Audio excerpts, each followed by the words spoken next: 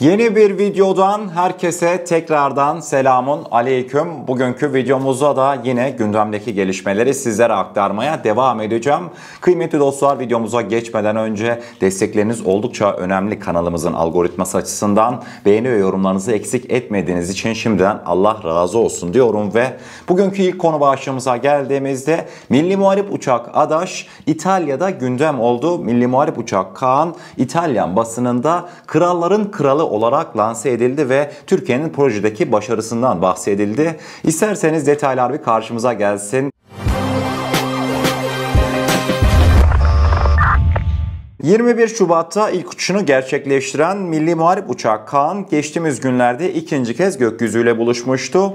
Milli Muharip Uçak Kaan ikinci uçuşuyla da uluslararası ilgiyi üzerine çekmeye devam ediyor. İtalyan basını Kaan'ı kralların kralı olarak manşeti taşıdı. Milli Muharip Uçak Kaan'ın kısa sürede kazandığı ivme İtalyan basınının dikkatini çekerken Quotidiano Nazionale gazetesi Kaan için kralların kralı manşetini attı. Yapılan haberde Türkiye'nin askeri olarak giderek büyüdüğünün altı çizilirken Cumhurbaşkanı Erdoğan'ın önderliğinde yapılan devasa yatırımlarla birlikte hava kuvvetlerinin sürekli geliştiği vurgulandı. Diğer yandan İHA ve SİHA konusunda başarıdan da söz edilen haberde Türkler artık kendisine rakip olabilecek 5. nesil hayalet savaş uçağına sahip olmayı hedefliyor denildi. Vallahi sizi bilmem ama kıymetli dostlar, sanki bu haber birazcık benim sanki İtalyanlar bizim nabzımızı mı yokluyor acaba sorusunu uyandırdı. İlerleyen günlerde yine takipte olacağım özellikle İtalyan basınını.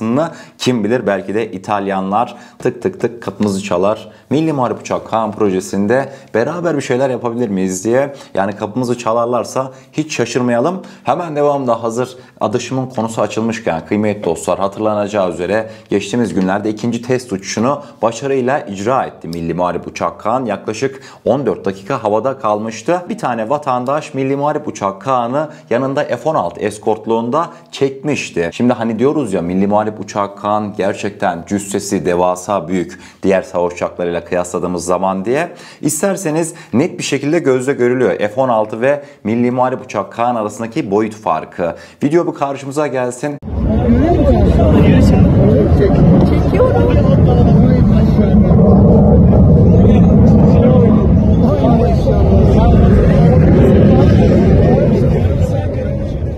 Maşallah demekten başka aslında hiçbir şeyimiz bulunmamakta. Devamında kıymetli dostlar, fark ettiniz değil mi? Yahu resmen F-16 savaş uçağını Teknofest'lere giden takipçilerimiz bilecektir. Yani büyük bir uçaktır aslında. Kıymetli dostlar, F-16 savaş uçağı Milli Muharip Uçağımız Kaan'ın resmen yavrusu gibi havadayken, yani gerçekten de ikisi arasındaki boyut farkı tam anlamıyla gözler önüne serilmişti. Bundan sonraki süreçte Ankara'da yaşayan takipçilerimiz, özellikle de Mürtet Hava Üssü TUSAŞ tesislerinin civarında yaşayan takipçilerimiz kameralarını her an açmaya hazır olsunlar. Önümüzdeki dönemlerde adaşımı Milli Muharip Uçak Kaan'ı daha sık göklerde görebiliriz. O anları kaydederseniz bana özelden atın. Burada paylaşırım, ben de keyifle izleriz diyorum ve devamında bugünkü ikinci konu başlığımıza geldiğimizde sizleri hep birlikte bir Kuzey Irak bölgesine götüreceğim.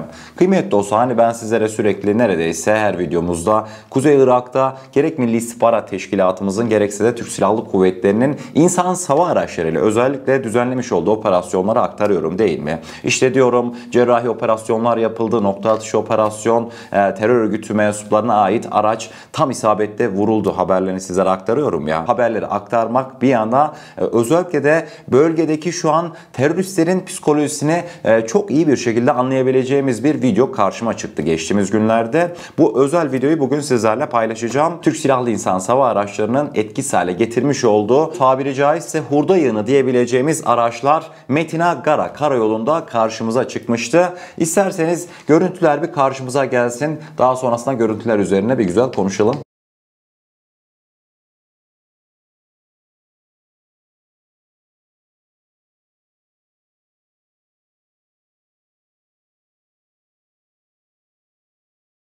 Abo ki ne abo. Şimdi görüntüleri hep birlikte izledik. Görüntülerden çıkarılabilecek ilk sonuç mesela şu. Herifler kıymetli dostlar manyak olmuş durumda şu an. Terör örgütü mensupları ya o aracı bir tane çekici vasıtasıyla veyahut da ne bileyim herhangi bir şeyle yolun kenarına itmek bu kadar zor olabilir mi? Niye o araç yolun ortasında? Kıymetli dostlar, söz konusu Türk Silahlı İnsan Hava Araçları ise bu kadar zor olabiliyor.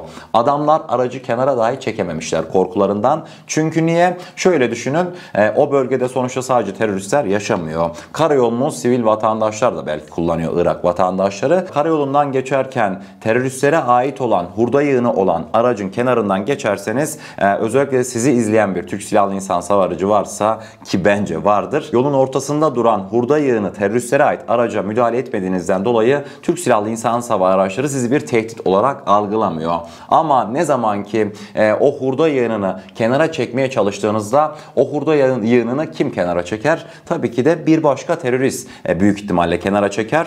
Bundan dolayı bölgedeki teröristler hurda yığını aracı yolun ortasından dahi kenara çekemiyorlar. Bulunmuş oldukları psikoloji şu an tam da bu vaziyette. Hani diyorlar ya, teröristler inlerinden kafalarını dahi çıkartamıyorlar diye. Gerçekten de öyle. Bu video aslında sahada yaşananların bir nevi kanıtıydı. Sizlerle paylaşmak istedim diyorum ve akabinde bugünkü 3. konu başlığımıza geldiğimizde hep birlikte Fransa'ya gideceğiz. Fransa'da yaşanılan bir masala uzanıyoruz. Fransa'nın Lyon Belediye Başkanı sözde Ermeni soykırımını anmak için Ermenileri Lyon'a davet etmişti. Daha sonrasında bir fotoğraf çekildi sözde Ermenilerle. Çekilen fotoğrafta arka planda o yüce hayal ötelerinden bir eser bırakmışlardı. Ermenistan'ın, sözde Büyük Ermenistan'ın bir haritasını paylaşmışlar. O anlar bir karşımıza gelsin. Fransa'nın Lyon kentinde belediye başkanı Doket'in geçtiğimiz günlerde sözde Ermeni soykırımının anma gününde düzenlenen bir etkinlikte olimpiyat oyunlarına hazırlanan Ermeni atletleri ağırladı. Doket, şehirde Ermeni atletleri ağırlamaktan duyduğu gururu dile getirdi ve bu ziyaretin iki halk arasındaki özel dostluğu pekiştiren kardeşçe ve anlamlı bir etkinlik olarak nitelendirmişti.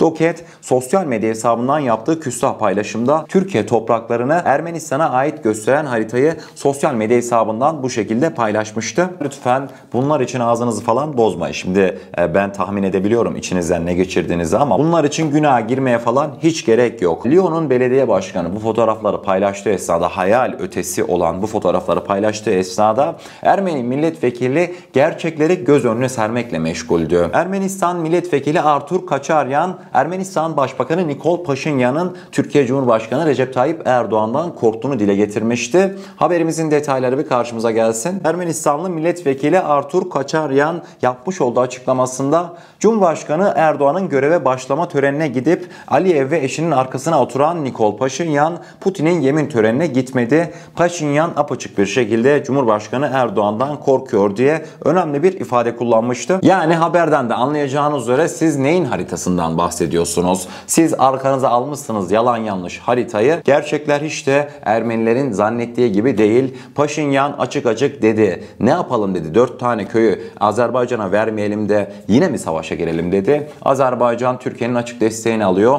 Biz kimsenin desteğini alamıyoruz. Açık bir şekilde savaşa girmektense 4 tane köyü vermek zorundayız. Vermeyip savaşa giremeyiz demişti. Gerçekleri Paşinyan biliyor ama görmüş olacağınız üzere Ermenistan'daki bir kesim Fransızların o boş gazına gelip bu şekilde sosyal medyada kendilerince işte Ermenistan toprakları diye Türk topraklarını göstermekle meşguller. Bunları aslında pek de önemsememek, bunları doktor kendi haline bırakın ifadesi var ya, tam da bunlar için geçerli diyorum ve devamında bugünkü 4. konu başlığımıza geldiğimizde sosyal medya haberlerimize gelmiş oluyoruz.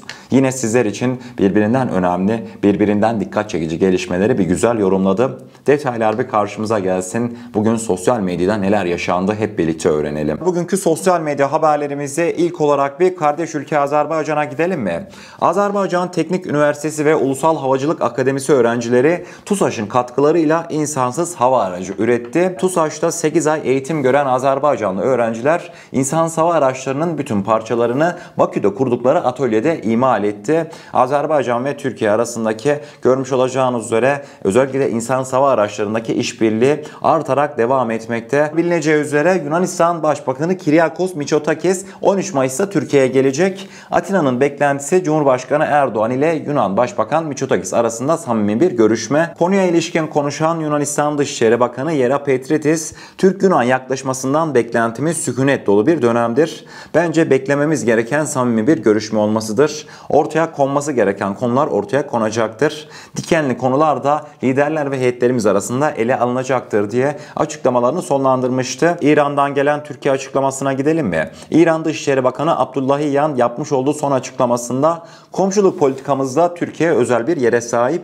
İslam medeniyeti ve kültürünün yayılması ile ahlak ve insani değerlerin yayılmasında Türk milletinin önemli bir yeri ve katkısı var. İki ülkenin ilişkileri genişletmesi bilhassa da ekonomik anlamda iki milletin ortak çıkarları doğrultusundadır diye Abdullahiyan açıklamalarını sonlandırmıştı. Hemen devamında ise kıymetli dostlar hep birlikte bir Avrupa Birliği Dış İlişkiler ve Güvenlik Politikası Yüksek Temsilcisi Josep Borrell'un yapmış olduğu önemli ve kısa açıklamaya gideceğiz. Josep Borrell dedi ki İspanya, İrlanda, Malta ve Slovenya 21 Mayıs'ta Filistin devletini tanıyacak demişti. Zaten İspanya önceden sinyalleri bolca vermekteydi. Görünen o ki 21 Mayıs'ta Josep Borrell'ın dediklerine göre ilk kez bu konuda resmi bir adım atılmış olacak. Aselsan Genel Müdürümüz Ahmet Akyol'un uçtan uca hava savunma sistemimize gök kubbe dedik. Bunu şu anda tüm Türkiye satığına yayıyoruz diye bir açıklaması olmuştu. Daha sonrasında kıymetli dostlar gök kubbenin katmanları artık netlik kazanmaya başladı. Türkiye'nin hava savunma sisteminin katmanları. Katmanları tek tek okumayacağım ama videoyu durdurup daha net bir şekilde göz atabilirsiniz. Görmüş olacağınız üzere 4 katmandan oluşması beklenmekteymiş Türkiye'nin gök kubbesinin. Gök kubbe